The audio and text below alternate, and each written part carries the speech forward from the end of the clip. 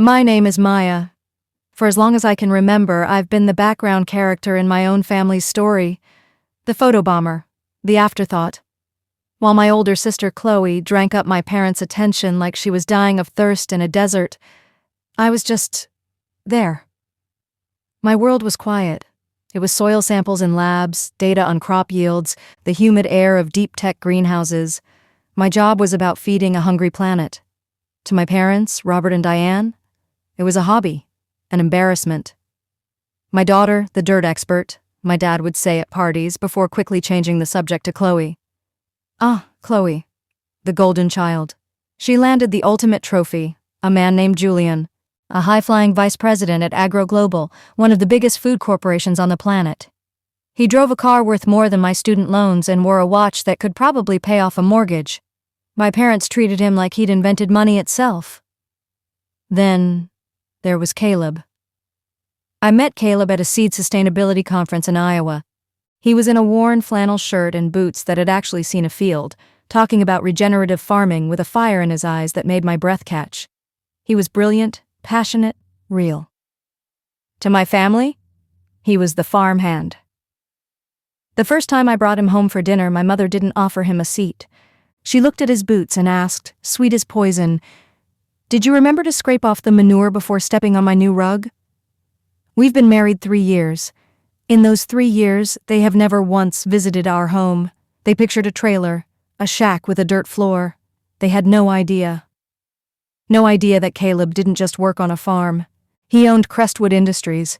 He owned the land, the patents, the revolutionary supply chains, the very chains companies like Julian's relied on to survive. Caleb's net worth has 9 zeros, but he's the guy who'd still get grease on his hands fixing a broken harvester before he'd sit in a leather boardroom chair. And me? I wasn't just a lab tech. I was the chief science officer of our company. Together, we were quiet giants. But we lived our truth quietly. Caleb always said, "Maya, if they don't value you at your simplest, they don't deserve you at your strongest." I held on to that. But God, the silence was getting heavy. 6 months ago, the invitation arrived. Chloe and Julian's wedding of the century, a $200,000 black tie affair at the Cliffside Oaks estate. My invite came with a sticky note from my mom. "Please ensure Caleb wears a suit that doesn't smell of hay. Important people will be there." I felt that sting deep in my chest, but I pressed the dress. We RSVP'd yes. Then, 1 month before the big day, my father called. His voice was tight, panicked, a sound I'd never heard before. "Maya, listen. The venue is threatening to cancel. Julian's liquidity is tied up. We're short $25,000 for the final payment. You don't have anything saved, do you? We'll pay you back the second Julian's bonus clears." I knew the truth. Through the Industry Whisper network, I knew Agro Global was conducting a massive, quiet audit. Someone had been dipping into the company funds. Julian's bonus wasn't coming. It was probably funding the investigation. I looked at Caleb that night. "It's for my sister," I said, feeling that old, stupid tug of loyalty. He just nodded, his eyes soft. "You have a heart bigger than this whole state." We sent the money, anonymously, through a charitable trust we use. We had the venue tell them it was a vendor appreciation credit. The next day, Chloe posted on Instagram. A selfie, beaming in front of floral arrangements. The caption, "When the universe just knows you deserve the best, venue gave us a $25K credit just for being us. #blessed #aesthetic goals." Caleb showed me the post on his phone. He didn't say, "I told you so." He just wrapped an arm around me and said, "One day, Maya. One day they'll see." The wedding day dawned gray and angry. A proper storm was rolling in off the coast. It felt like an omen. We drove up to the colossal Cliffside Oaks estate. Just as we pulled in, Caleb's phone rang. An emergency with an international distributor. "Go ahead," he said, kissing my forehead. "I'll be 20 minutes. Save me a seat." I walked in alone, in my simple cream silk gown. My mother intercepted me at the grand entrance. Her smile was a brittle fake thing. "Maya, you look adequate. There's a tiny issue. Julian's CEO decided to attend last minute. We're over capacity in the main ballroom. Okay, I said, my stomach sinking. Where should I go? She gestured vaguely toward the French doors leading to a vast, empty terrace, outside, where the cold rain was already beginning to slash down. There's a lovely covered area near the kitchens. Very cozy. I followed her pointing finger. There was a flimsy, leaking canvas gazebo. Under it, a few white plastic folding chairs already spotting with rain. They were positioned right next to a bustling service entrance where staff hurried in and out with steaming trays. You're joking. The words fell out of my mouth, thin and shaky. My father materialized beside her. Sweetheart, be understanding. Julian's entire future is in that room. These connections, it's for the family. Just stay here until the toasts are done. We'll bring you a plate after. For the family. The words echoed in the hollow space they'd carved inside me. I was family when they needed a seat filler or a silent bank account, not when it mattered. So I stood. For an hour. The damp cold crept up my legs. Servers, rushed and apologetic, bumped my chair. Drips from the leaking canvas found my shoulders. I watched through the rain-streaked glass as the warm golden light of the ballroom glowed, and the faint sound of a string quartet and laughter filtered out. Then, the terrace door opened. It was Chloe.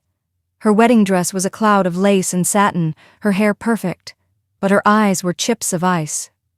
Maya, what are you doing? You're blocking the service aisle. Her voice was all sharp edges. I'm sitting where Mom told me to sit, Chloe, in the rain, by the trash bins. Don't be dramatic. You're lucky you're even here. She leaned in, her whisper a venomous thing. Julian was genuinely worried your husband would corner the CEO and start rambling about compost. It's a miracle we even got you on the list. She looked me up and down, a cruel smirk playing on her lips. Is that actual silk? Bit fancy for a farmer's wife, don't you think? Before I could muster a word, she stumbled. It was the most theatrical, ridiculous trip I've ever seen, and the full glass of dark red Cabernet in her hand didn't just spill. She threw it. A wave of deep purple-red liquid arced through the air and hit me square in the chest. It soaked instantly through the silk, cold and shocking, spreading over my stomach, my lap. I gasped, frozen. Chloe put a hand to her mouth, her eyes wide with mock surprise. Oops. Not a drop of regret. Oh dear. Well, I guess you really can't come inside now. You look like a disaster. She turned and waved to a security guard hovering nearby. Excuse me? This woman is making a mess and disturbing the staff. Can you please escort her to the parking lot? I looked past her, through the glass doors. My parents were standing there, champagne flutes in hand. They saw me. They saw the wine, the humiliation. My mother met my eyes for a second, then turned her back. My father followed. They melted back into the party. That was the moment the last fragile thread of hope I didn't even know I was clinging to snapped. Tears blurred my vision, mixing with the rain on my face. I stumbled toward the gravel driveway, the cold wine sticking the silk to my skin, the stain feeling like a brand. Headlights cut through the gloom. Caleb's SUV crunched to a halt. He stepped out. He was wearing the tailored charcoal suit I'd picked for him, looking like he'd walked off a financial magazine cover. He took one look at me, my drenched hair, my shaking hands, the horrific red stain blooming across the front of my gown, and his face transformed. The calm, gentle man I loved vanished. In his place was something fierce, protective, and deadly quiet. Maya. His voice was low. What did they do? I couldn't speak. I just pointed a trembling finger toward the glowing ballroom. He didn't ask another question. He took my hand, his grip firm and warm, and marched us straight toward the main entrance. A security guard moved to block us. Sir, the event is at Capac. Move. Caleb didn't raise his voice. It was a tone that brooked no argument. A command. The guard faltered, saw the look in his eyes, and stepped aside. He flung the double doors open. We exploded into the middle of Julian's toast. He was on a podium, face flushed with triumph, talking about the pinnacle of success and the right alliances. The room was a sea of sequins and smug smiles. It all froze. The music died. 200 heads swiveled. Chloe's jaw dropped. "Maya!" she shrieked. "I told you to leave!" My mother rushed over, her face a mask of horrified fury. "Caleb, for heaven's sake, control your wife! You're ruining everything!" But a man was already cutting through the crowd toward us. Older, authoritative, in a sharp navy suit. Charles Aldrin, the CEO of Agro Global, the man Julian reportedly had nightmares about. He ignored everyone else, his eyes locked on Caleb. "Caleb Vance?" he said, sounding utterly bewildered. "My office has been trying to reach you for a week. I had no idea you'd be here." You could have heard a pin drop, then you could have heard the color drain from Julian's face. Caleb's voice filled the silent room. "I'm not a guest, Charles. I came to support my wife's family." He paused, letting his gaze sweep over my parents, over Chloe. "But it seems my wife's family believes she belongs outside in a storm, and they think I'm just some hired hand who might embarrass them." Julian practically fell off the podium, sweating through his tuxedo. "Sir, Mr. Vance, this is a huge misunderstanding. We can—" "What misunderstanding, Julian?" I found my voice. It sounded stronger than I felt. I stepped forward, the red wine still dripping from my hem onto the immaculate white floor. "The misunderstanding that the $25,000 vendor credit that saved your wedding came from my husband's accounts? Or the misunderstanding that the research on drought-resistant grains you presented to the board last month, the research that got you your VP nomination, was written by me?" CEO Aldrin's head snapped toward Julian. "You told the board that was your independent work." It was a collaborative effort," Julian stammered, his eyes wild. "It was theft," Caleb said, cool as ice. He reached into his jacket and pulled out a thin folder. "Just like the $42,000 you've been skimming from the Agro Global Logistics Fund to pay for this aesthetic wedding." Chloe screamed, "Liar, he's a self-made success!" Caleb handed the folder, a damning audit summary, to Aldrin. "I was planning to sign the merger agreement between Crestwood and Agro Global on Monday, but after seeing how your leadership treats their own family—" He looked at Julian, then back to Aldrin. "I'll be taking my business elsewhere. The deal is off." He turned to Julian. "And don't bother coming in on Monday. HR will have your desk cleared out." My father finally lunged forward, grabbing Caleb's arm. "Son, let's talk about this. We're family." Caleb slowly looked down at my father's hand on his arm as if it were something filthy. He gently but firmly removed it. "Family, Robert," Caleb said, his voice echoing in the tomb-quiet room, "sits together at the table. They don't leave their daughter in the mud." He took my hand again. "Maya, let's go home." As we walked to the car, we heard the music cut off abruptly behind us. Then, over the estate speakers, the head caterer's voice. "Attention guests. Due to the retraction of the final payment by the donor, all services are hereby suspended." The lights in the ballroom actually flickered and began to go out. Party over. But the story wasn't. 2 days later, my mother showed up at our actual home. Not the shack she imagined, but the modern glass and steel house on the lake that Caleb and I built. She didn't come to apologize. She came with an envelope. "Since you destroyed your sister's life and future," she said, her eyes greedily taking in the vaulted ceilings, the view, "the least you can do is pay off the debts Julian left us with. If you don't," she continued, her voice turning nasty, "I'll go to every media outlet and tell them how Caleb Vance, the billionaire, heartlessly destroyed his own family for sport." I looked at her. I waited for the anger, the hurt, the betrayal to rise up, but there was nothing.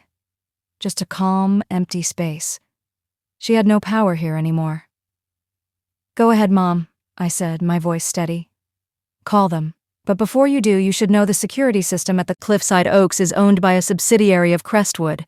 High-definition, audio-enabled cameras on every terrace. It caught everything. The wine, the words, you and Dad watching and walking away." I took a step closer. So if you go to the press, the world won't see a cruel tycoon. They'll see a mother who watched her daughter be publicly humiliated and assaulted, and then showed up to ask for a paycheck. The color vanished from her face. She left without another word. We haven't spoken since. The fallout was total. Julian was fired and is now facing a private lawsuit from Agro Global for embezzlement. Chloe is selling her designer wedding gifts and dresses online to pay for his legal fees. Last I heard, they're living in my parents' basement. And Caleb and I? We're back in the lab. Back in the fields. Our hands in the soil. Doing the real, quiet work of building something that lasts. Because here's the ultimate truth they never understood. You can't grow anything real, anything beautiful, in ground that's poisoned with lies and disrespect. If you made it to the end of this story, thank you. It means you get it. You understand that feeling of being made small, being pushed to the side, being told your value is less. This space is for everyone who's ever been the shadow in the room. Your worth isn't determined by the seat they give you. It's defined by who you are when the lights are off and no one's watching.